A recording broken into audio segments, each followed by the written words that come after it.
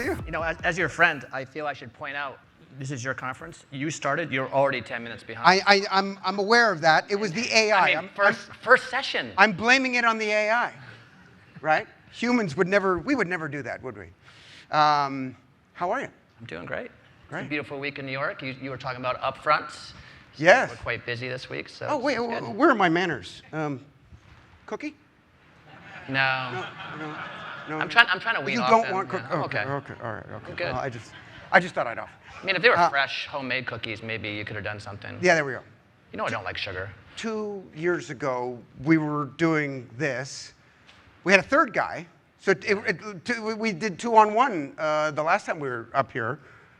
He was asking the softball questions, and he's no longer with the firm. You ejected him because he asked too many questions and let me answer. Too many softballs. You wanted to interrupt more. Yes, okay. Exactly. I got you. Exactly. Connor, you want to come up and ask me softball questions? There we go. You're not going to get that from Connor. So lots changed since you and I were last here chatting. We're closer to deprecation, but not quite. There's a lot more streaming. There's the rise of short-form video. Commerce media is all the rage. AI wasn't even a topic 2 years ago. And your market cap is up $563 billion. So yeah, well, that's obviously your performance. And you were promoted. You are now president of Americas and Global Partners. I got a new job, yeah. Attribution. I'm sure it had something to do with our conversation. What has the last 2 years felt like for you? The last 2 years have been, I don't know, they've been a blur. They're fast, like, because the market's shifted so much. Like, even when I interviewed for this job that I took over, because I went from just running the platform business to running all Google advertising in North and South America. And that's a big enough jump to think about, because you have to do media plus tech plus a lot of other things that you probably don't want to do every day. But everything changed behind it. Like when I interviewed, AI wasn't what AI was. Right. And it was just starting. I think ChatGPT just came out, literally when I took over as the interim leader. And so we had to really think about how to go to market differently, how to orient around customers, how to build products, how to build new value propositions. So that's changed. Measurements changed. All the signal loss continues to accelerate for people. And we've had whole new ecosystems pop up around data, tech, creative. The creator economy you guys were talking about, that's way different than it was even 2 years ago. Sure. We weren't as vocal at Brandcast as we are this week, 2 years ago, around what the creator economy actually looks like. And I think just the whole world is just a bit different. Yeah. And one of the things that I think was a revelatory from our conversation 2 years ago when we were talking, let's say, about cookie deprecation, is that you're a policy taker. You being Google on the ad side are a policy taker to Google Chrome's enactments just as much as the ecosystem. Right. That surprised me, and I think it surprised the audience. Yeah, you told me that was surprising, even though we were very vocal about that, because it's a commitment in writing. Everyone groups together. Everyone sees Google as the big company. I run a very large advertising business that has to operate in the ecosystem. So when Google Chrome has policies, I have to follow them. When Apple has policies, I have to follow them, just like everyone else. So we just try and make sure we can get things to work. And it's always really simple for me. I serve marketers. Right. And I try and make sure they can grow. And I try and get them to grow using really smart solutions. I try and make sure they can measure it. I try and make sure they get the most value for their investments. And so I just take what's there. Right. And cookies is one thing that we took, and there's lots of other things to do. So sure. I just try and react that way. But I really don't have an actual say. I do get tired at cocktail parties because people ask me when I'm going to actually deprecate the cookies. Right. And I'm like, I don't do that. I just work with what you got. And it's been a long time for people. I get that, but there's a lot of scrutiny on you from a variety of governments, and so when this cookie deprecation, which affects the ecosystem, and people do the broad brush of Google being all one company, and you're, as you say, trying to just provide products for marketers. How do you address that? Because whatever you do in response to Chrome's policies, the world kind of sees as Google. Yeah.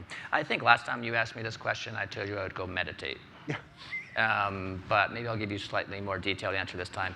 I think you have to serve the industry that you work in, right? So the reasons behind Chrome's delays or what they're trying to do with Sandbox is to make sure that there's a solution for everyone. They're really quite vocal about this. They're actually out on stages. They write a lot of good blog posts. They're actually making some videos around it, I think. But they're trying to make sure that publishers can make money, that advertisers can advertise their products, and that there's a really good environment for privacy in the world. And they partner really closely with the CMA and all the regulators to do that, right? But that is a collaborative, cohesive process that requires everyone to chip in. Yep. And that's the toughest part of what they're trying to accomplish. So when you get a delay, it's because they're actually trying to review the findings. Right. Because they said, please test this. People tested it. The CMA has to review it. And then they have to make comments. So you have to have that time to see how the world and the rest of the industry wants to react. I view that as kind of healthy, right? A Healthy. back and forth. I mean, the IAB Tech Lab came out and said, we don't like these aspects of it. And Google engaged on that and said, OK, well, let's talk about it. Like, it feels better than what Apple did, which was, here's the policy, take it or leave it. Yep, it's a big difference.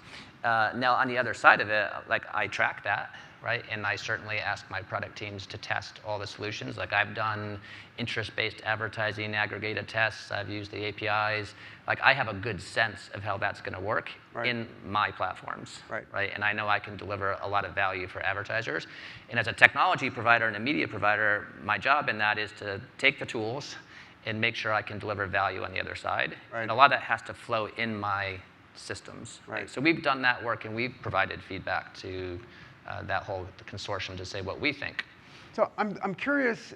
Obviously, you get affected by these policies along with everyone else. But you're a big company and you're a big boy. You guys can figure things out. The rest of the ecosystem, has to deal with these changes. What are you doing to sort of help the ecosystem writ large? I noticed I spoke at your offsite a few weeks back and talked about Pair and how maybe if you could make Pair available, not just for Google, but for the rest of the world. And then the next day you announced that, which I thought was fantastic. Great take-up of her recommendation, but obviously you're working on that. What other what ways can Google advertising, yes, benefit your customers, yes, benefit Google, we take that as a given, but in what kind of policies can you do to help the ecosystem? Well, I always like to take a step back because you had the funny cookie joke, and everyone wants to say cookies runs everything. Right. I think that there's not one solution to everything. If you're a big thinker and you're innovative, and I've always tried to do that in my career, you have a two-door solution mentality, right? There are many ways to solve the same problem, and you have to develop strategies and solutions against 2 doors or 3 doors or 4 doors. And what we've tried to do is a handful of things. One, I don't think just replicating cookie IDs is the answer. That's one solution that people have very loudly said is not acceptable in certain environments. Right? So why go replicate it? That's just trying to do something different with another name. Instead, think of all the other things that you can do. One doorway could be you lean on really strong first-party data. Right? And first-party data gives you better insights about your customer, gives you better outcomes, and every time it performs better. And it's good for direct targeting, and it's also good for modeling and predictive targeting about what your audience might look like. Yep. So we try and build those solutions into our products effectively, and then we've tried to release that technology to be used in the market. Right? So that's what Pair is. Pair is the ability for a publisher and an advertiser to connect data one-to-one and make sure they can do the same exact type of thing. Because that's a really effective solution. It's not third-party cookie dependent, but it derives a lot of value, right? That's one door. A second door, it could be you start to develop technology that is advanced and modernized. A big thing 2 years ago that we talked about this, I think we used the words machine learning would maybe make a difference. Right. That's AI. Right? So AI helps you run optimizations and finds audiences that you never could find before. And you build technologies and structures that allow that marketplace to thrive. And we get a lot of value for our advertisers in finding audiences they didn't know existed, in moments they couldn't have predicted, and then putting great creative there. And that is an AI-powered thing that works actually better than a third-party cookie target, right? So building that into our technologies, and as we build AI solutions, cloud has a lot of APIs that they give to people. All that sits there for everyone to develop against. And then we start to test against things like aggregated IDs and things like that. And we'll test the APIs, and we'll use whatever else comes about. But you have to start thinking about a multitude of ways to solve the same problem. Right. And you have to maybe be open-minded that evolution of technology says that there's something newer and better and more effective, and you should just go adopt that versus trying to hold on to something that was false. And you've come out with open source measurement products, Meridian, did I read? That you read about Meridian? Yep, we're going to talk about that. Going back to MMM? Yeah. Well, you know, I think you would want to ask me about attribution because that's everyone's favorite question, and why break attribution. I think, again, if we step it back and we put ourselves in the marketer's shoes, they want to prove that their stuff works. Right? So it's a simple word, proof. Can you prove that my marketing investment drives value for my company or not? Right? That's the number one question. That's what they have to show the CEO. That's what they have to show the CFO, because things like incremental growth and profitable growth are love languages of a board of directors for a big company. Right? So you have to showcase that. And there are many ways to do that. It used to be attribution that has some signal loss. Now people are leaning back on their MMMs because it gives a really strong macro sense of what investments are performing and what are performing better than others, what channels work. They can get into incrementality that way, which is a really important thing for a CFO to see. And then they can allocate their budgets really effectively. So we do all the things there to make that work. We put data into third-party MMMs so that they can get the best performance data that they can see from us. We have some people that can't afford an MMM. Right? We have a lot of mid-size and small customers. So that's what Meridian is. But it's a way for them to build an MMM to compare Google Media to others. And that's not something we can necessarily own the code for, right? Because there is the whole grading your homework issue, which I appreciate. So it's open sourced. Right? So you can take the base, and then you can build on top of that to get what you want. But it's a nice head start. And there's a whole ecosystem full of providers that maybe somewhere in this room that are building MMMs that are really usable for mid-sized companies. Like I have a lot of smaller companies that you wouldn't know using MMMs because it gives a good signal for performance. And then there's maybe some other stuff, like I can start modeling behaviors off of my data. I can start doing better prediction because of AI. And then maybe there'll be some attribution things that work. But there's always an evolution to get to the answer. And it's just about providing data and providing options. Options would be good for the ecosystem. In the preamble, I sort of made mention, was more of an admonishment really, about all of this MFA and related sort of nonsense out there in the ecosystem. How does Google, like in an internal meeting at Google, would you guys sit around and say, we got to do something about this MFA? What is the internal dialogue about how to manage what seems to be like just perpetual shenanigans in this industry? Well, I mean, the internal dialogue is don't allow it on our platforms. Like we don't have any disagreement with the call to have really strong and transparent advertising. And we have a series of MFA policies which we've set, right? So, you know, we don't allow like auto refresh of site without the user knowing. We don't allow more ads than content on pages. You know, all the things that I think I see Lou out here that he was asking for in that report, we have policies for and we follow. And we don't always get every site right? So we might, you know, we can get to 99-point-something%.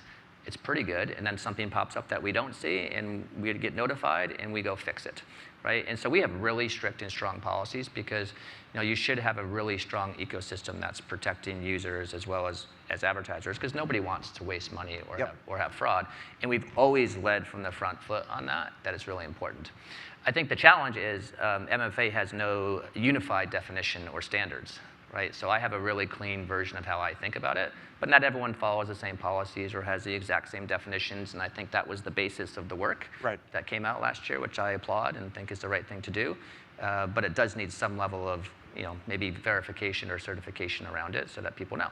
Right? That way, if I sign up, I feel that it's going to work in that work. But that's no different than we had with fraud. It's no different than we had with MFA's the same boat. But we have to make sure that you have standards.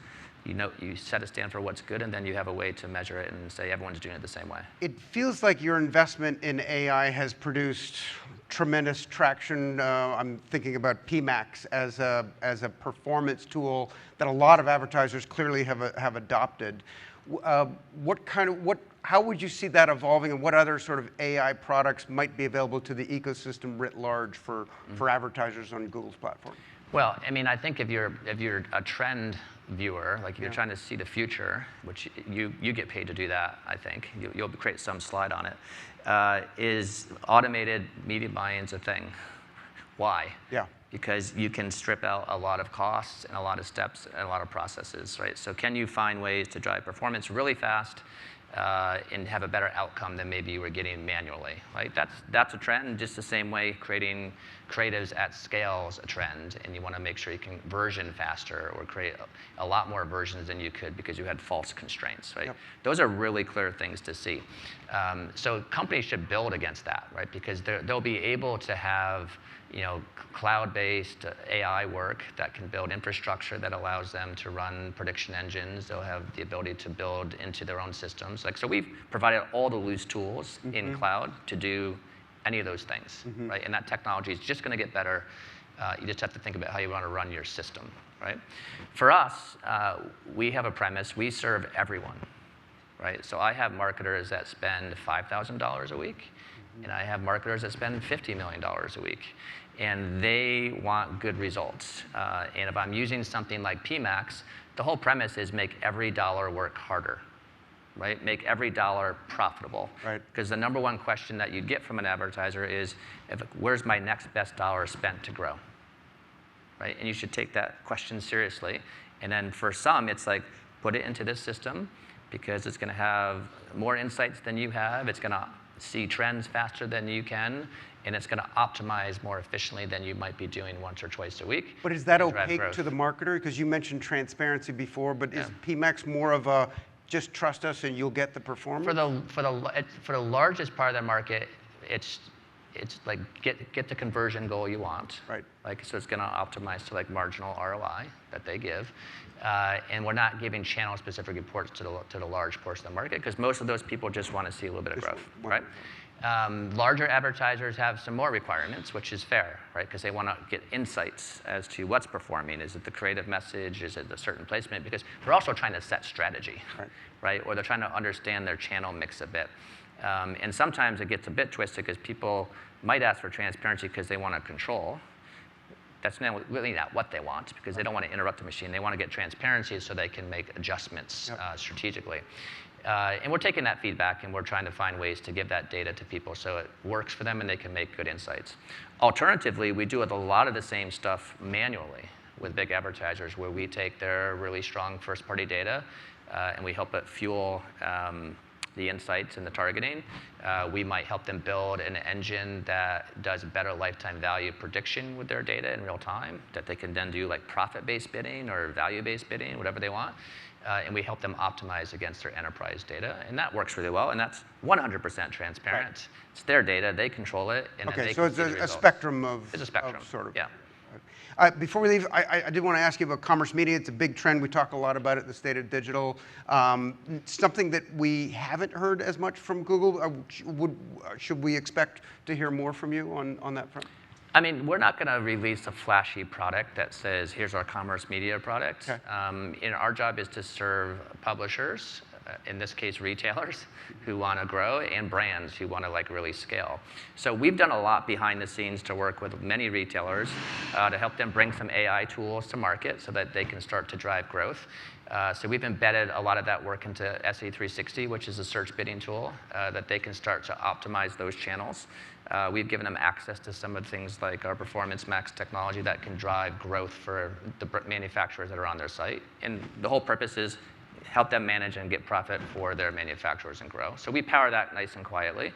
And then on the other side, we're working with a lot of brands on how do you consolidate that activity through DV360? How do you buy across the spectrum of publishers that you want, especially for your advanced work? So it's kind of like a duck. Yeah. It's calm on the surface, but there's a lot going on underneath the water. Okay. I mean, ultimately, your job is to grow a marketplace, right? And everyone loves to say, Google's large. And it's always looking for growth that benefits Google. And true, we're a public company that wants to grow, and we need to grow. We also have a huge responsibility to the marketplace to do the right thing. And we power so many things that you haven't seen. Like you were talking about the creator economy, for example. That is a phenomenon that's not going away. Right. because they're the new editors, the new content producers, the new publications, and they choose to own their career versus working for production studios. And they're going to grow. And we paid out $70 billion to the creator economy because we have a revenue model share that helps them grow their business on YouTube. That's a big thing. We pay billions of dollars to publishers every year because they're running advertising. We're helping power that to make it work. And that supports their ability to provide content that people read for free. Right? That's a really important thing. And then we power the advertising community, large and small. Like the largest advertisers is as important to me as the corner shop in Marblehead, Massachusetts, who needs to advertise. So you have to have an ecosystem that supports their growth. And you always ask me about free and open internet and how do you protect it. You protect it by protecting the rights for everyone to operate. Right? And that is having durable technology, durable measurement, durable targeting tactics, making sure that regulation is fair and balanced, and it allows large and small to operate. And then we build within those constraints to help as many of those people as we can. And then when those people grow, when advertisers grow, when publishers grow, when creators grow, and they're successful, we're successful. Well, right? And that's always the approach that we want to take. I love the new Google tagline, do the right thing. Yeah. Sean, awesome. All right, thank you. Great, thank you.